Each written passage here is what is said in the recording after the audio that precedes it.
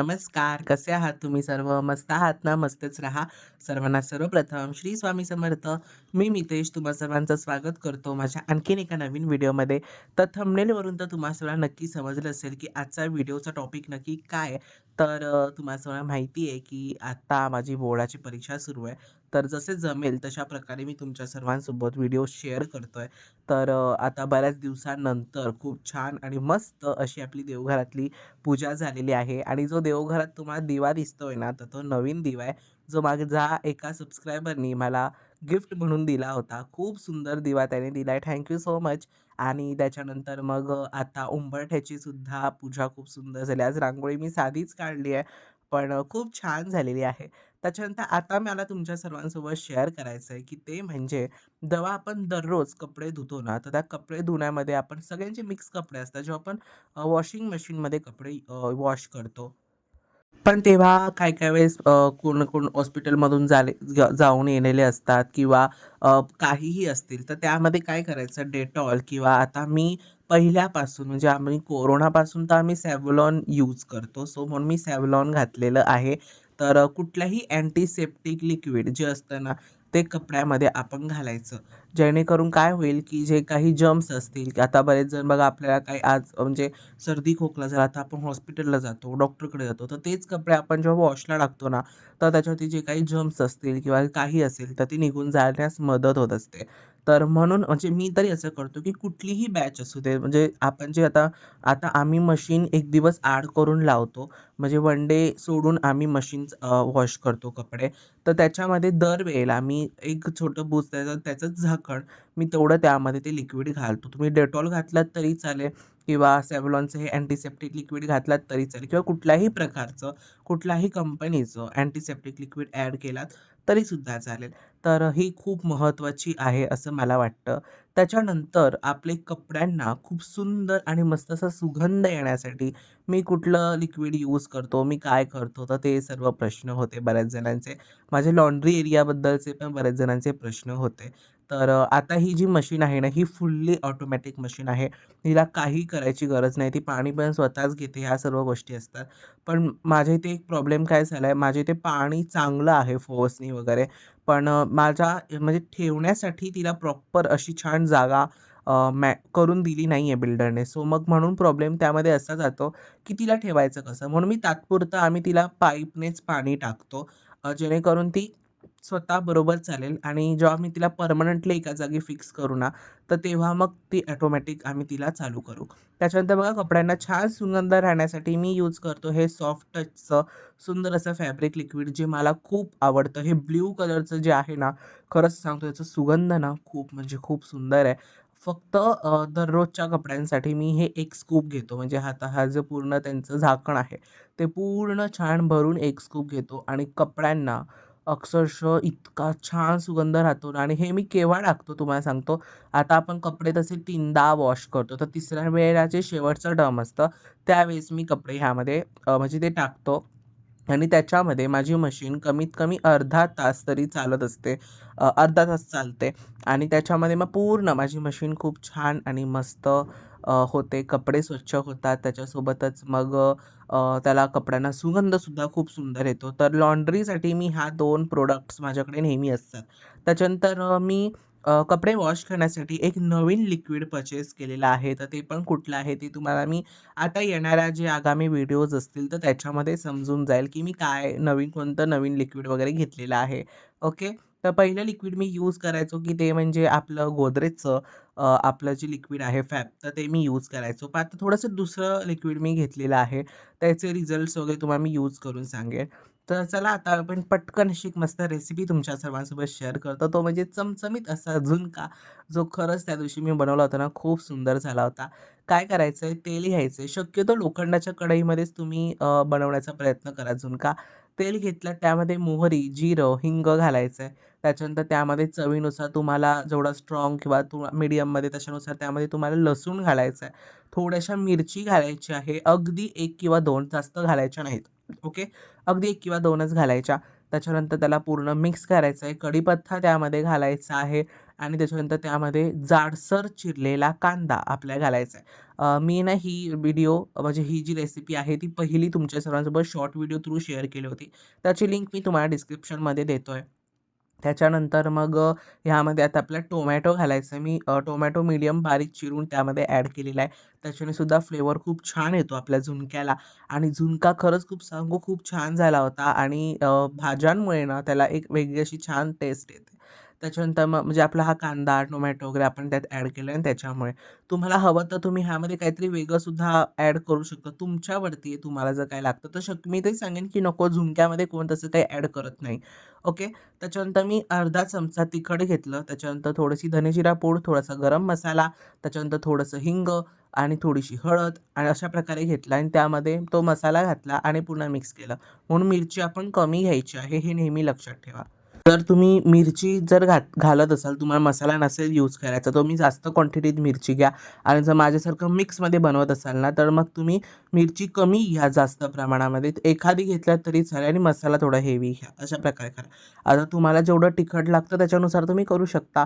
त्याच्यानंतर मग मी बेसन घेतलं होतं चाळून आणि त्याच्यानंतर ते पाण्यात पातळ करून घेतलं. जसं आपण बटाटा भजीला तळण्यासाठी किंवा वडापाव तळण्यासाठी आपण टेक्स्चर घेतो, तशा प्रकारे आपण ते बेसन घ्यायचं आहे तयार करून आणि त्याला झाळी पडू नये म्हणून पटापटा झाळी म्हणजे असं गुठळ्या होऊ नये म्हणून पटापटा असं मिक्स करत राहायचं. ही सर्व प्रोसेस आपण मीडियम टर्म फ्लेमवर करायची. पूर्ण कोरडा पडेपर्यंत आपल्याला त्याला छान शिजवायचा आहे. म्हणजे तो कच्चा लागणार नाही. ओके. कच्चा लागता कामा नये तो तसा बघायला जाल तर. मग म्हणून मग त्याला थोडंफार छान जास्त असं शिजवावं लागतं. ओके. नंतर तो जसा-जसा सुका पडत जातो तसा-तसा तो छान होतो. मग मस्त भाकरी आणि झुणका आणि कांद्यासोबत मस्त त्याला एन्जॉय करायचं. नमस्कार, श्री स्वामी समर्थ, की जसं की आता तुम्ही बघितलं खूप छान अशी आजची आपली देवपूजा झाली आहे. बऱ्याच कमेंट्स येत होत्या, की दादा देवपूजा दाखवत नाहीयेस, काय झालं? देवपूजा सुरू आहे की नाही? महाशिवरात्रीचा खास करून व्हिडिओ येणार आहे की नाही? काय झालंय? पूजा केलीस की नाही केलीस? खूप खूप खूप खूप खूप प्रश्न आले. तर सर्वप्रथम तर मी तुम्हाला सांगेन की मी महाशिवरात्रीची पूजा केली नाही. त्यामागे खूप मोठं कारण आहे. तर ते म्हणजे आम्हाला सुतक लागलं होतं. माझे एक रिलेटिव्ह होते, सो ते ऑफ झाले. तर त्याच्या कारणामुळे मला सुतक लागलं होतं. तर सुतकामध्ये आपण कुठलीही देवपूजा करू शकत नाही. महाशिवरात्रीच्या दिवशी 9वा दिवस होता. तर म्हणून मग मी देवपूजा म्हणजे काहीच करू शकलो नाही महादेवासाठी. तर म्हटलं की आज सुतक संपणार आहे. तर आज पाणी घ्यायचं असतं सुतकाचं. तर सुतकाचं पाणी घेतलं आणि देवपूजा पण आजची माझी खूप सुंदर झाली. मी तुम्हाला दाखवली. आता थोडंसं पाठचं ब्लर दिसेल, पण नंतर स्वामी महाराज तुम्हाला दिसतील. ओके. पण तुम्ही म्हणाल आता होळीची तर एवढी तयारी मी नाही केली आहे. पण त्याच्या पुढच्या सणाची माझी तयारी मात्र नक्की झाली आहे, की तो म्हणजे आपलं नवीन वर्ष अर्थात गुढीपाडवा. तर गुढीपाडव्यासाठी ना मी खूप छान असं मस्त काहीतरी शिवलंय. म्हणजे मी नाही शिवलंय. माझ्या ज्या टेलर काकी आहेत त्यांना मी दिलं होतं ती गोष्ट शिवायला. आणि खरं सांगू त्यांनी अप्रतिम म्हणजे मी काय सांगू, जसं माझ्या मनात होतं ना, त्याच्यापेक्षाही द्विगुणित त्यांनी खूप सुंदर शिवलंय आणि ते आहे हे गुढी वस्त्र. तर मी हे दिलं होतं त्यांना शिवायला. म्हणजे ही साडी आहे आईची आणि त्याच्यापासून मी त्यांना सांगितलं, की मला छान असं शिवून द्या आणि त्यांनी किती सुंदर शिवलंय बघा.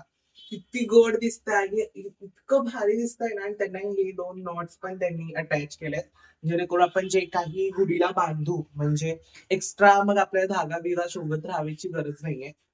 आपण जे काही बांधणार आहोत ना गुढीला म्हणजे कडुलिंबाचा पाला, हार वगैरे आपलं आंब्याची डगर तर जे काही आपण लावणार होतं ते ह्या सिक्वेन्सला आपण अटॅच करू शकू आणि खूप म्हणजे खूप सुंदर त्यांनी वस्त्र शिवलंय. मी जरा लांबूनच दाखवतो जेणेकरून ती तुम्हाला नीट प्रॉपरली समजेल आणि दिसेल.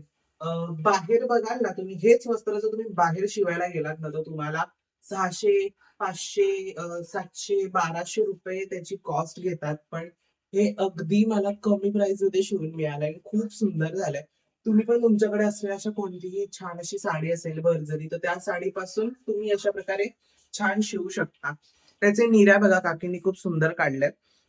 1, 2, 3, 4, 5, 6, 7, 8 निर्या काकींनी काढल्यात. पण ते कसं दिसतंय? मला कमेंट्समध्ये नक्की सांगा. हे एकच नाही दिलंय मी वस्त्र शिवायला. मी देणार आणि एकच गोष्ट देणार असं होणार नाही. हे एकच नाही दिलंय मी. काकींना अजून 2 वस्त्र दिलेत शिवायला. ते शिवतायत. पण हे मला अर्जंट एका ठिकाणी द्यायचं होतं, तर म्हणून मग मी मागवून घेतलं. आणि ह्याची जी साईज आहे ना, म्हणजे आता तुम्ही म्हणाल त्याची साईज किती आहे, तर हे साईज आपल्याला 38 ची आहे ही माझ्याकडे. हो, 38 ची ही साईज आहे. 38 सीएम ची ही साईज आहे, त्यांनी मला शिवून दिल्या. आणि बघाल तर ह्याच्यानुसार बघाल तर तो बऱ्यापैकी मोठा आहे. पूर्ण 1 मीटर बसता येते, असंच मोजतात मीटरमध्ये. सॉरी जर माझ्याकडनं काय चुकत असेल तर. पण छान शिवलंय त्यांनी, खूप छान शिवलंय. मला तर प्रचंड आवडलं. म्हणजे आपण अशा प्रकारच्या गुढीला लावू, काय दिसेल आपली गुढी, एक नंबर गुढी दिसेल. मी एक सेकंड तुम्हाला दाखवतोच प्रॉपरली की कशा प्रकारे दिसणार आहे. तर मागच्या वर्षी माझ्याकडे काहीच गोष्टी अशा अवेलेबल नव्हत्या, मोजक्या मोजक्या होत्या. तर मग माझ्याकडे छोटी काठी होती. पण यावर्षी मात्र मी मोठी काठी घेणार आहे गुढीची. टेन्शन नाहीये आपल्याला. ओके. तर आता नॉर्मल मी छोट्या काठीने दाखवतोय तुम्हाला. आणि प्लस एक पॉइंट मी तुम्हाला दाखवतो की त्यांनी इथे पॉकेट केलंय. किती भारी गोष्ट आहे ना ही. म्हणजे आपली ही जी गुढीची काठी आहे, ओके, ही जी गुढीची काठी आहे ना, ती ह्या पॉकेटमध्ये ठेवायची अशा प्रकारे. आणि त्याच्यानंतर आंब्याची जी पानं वगैरे असतं ते आपण पाठीमागे किंवा पुढे जसं जमेल त्याच्यानुसार बांधायची. तो सिक्वेन्स अशा प्रकारे तुम्ही पुन्हा पण बांधू शकता आणि पाठीवर सुद्धा बांधू शकता, काही प्रॉब्लेम नाहीये. आणि बांधायची आणि आपली गुढी अशी मस्त छान दिसणार आहे. कसं दिसतंय? आता तांब्या नाहीये माझ्याकडे, नाहीतर मी लावला असता पटकन. पण खूप सुंदर दिसतंय. कसं दिसतंय मला कमेंट्स मध्ये नक्की सांगा. खूप भारी दिसतंय. अगदी स्वामी काय सांगू आता मी. खूप छान दिसतंय. मला खूप आनंद झाला. थँक सो मच काकी. जर तुम्ही हा व्हिडिओ बघत असाल ना, खरंच खूप खूप थँक कुठलाही टेलर मला ह्या गोष्टीसाठी असं नेहमी देवांचं छोटे-छोटे, तुम्हाला माहिती आहे देवांची कामं ही छोटी-छोटी असतात. तर नेहमी कुठलाही टेलर मला नाही हे जमणार नाही, काय हे खूप छोटं आहेत. आम्हाला मोठे त्यांना असं लागतं. कारण खूप छोटे त्यामध्ये त्यांचा वेळ जातो. पण त्या काकी आम्हाला मला कधीच नाही म्हणत नाही. मला स्वामींची वस्त्र सुद्धा त्यांनी शिवून दिली होती. आणि हे सुद्धा त्यांनी मला शिवून दिलंय. थँक सो मच काकी. आणि अरे पंखायला लागलं. कसं दिसतंय कमेंट्समध्ये नक्की सांगा. आणि असंच नवनवीन काही ना काहीतरी वस्तू मी तुमच्या सर्वांसाठी घेऊन हे सेल करण्यासाठी नाहीये खरं तर मी तुम्हाला सांगतोय, विकणार नाहीये मी. मी तुम्हाला दाखवलंय, की तुम्ही सुद्धा अशा प्रकारे करू शकता. आणि जर तुम्हाला वाटलं तुमच्याकडे साडी वगैरे असं ऑप्शन नाहीये तुमच्याकडे, की तुम्ही साडी वगैरे घ्याल आणि कराल, तर मग तुम्ही काय कराल? तर मी तुम्हाला सांगतो दादरला आता पूर्वीसारखं तर दादर नाही राहिलंय काही कारणांमुळे. पण दादरला जे स्टोअर्स आहेत, तर तिथे देवीला नेसवण्यासाठी 4 ते 3 मीटरची साड्या असतात. 3-2 मीटरच्या साड्या असतात. तर त्या तुम्ही घेऊ शकता. अशा जाड काठाच्या साड्याच भेटतात तिथे सुद्धा.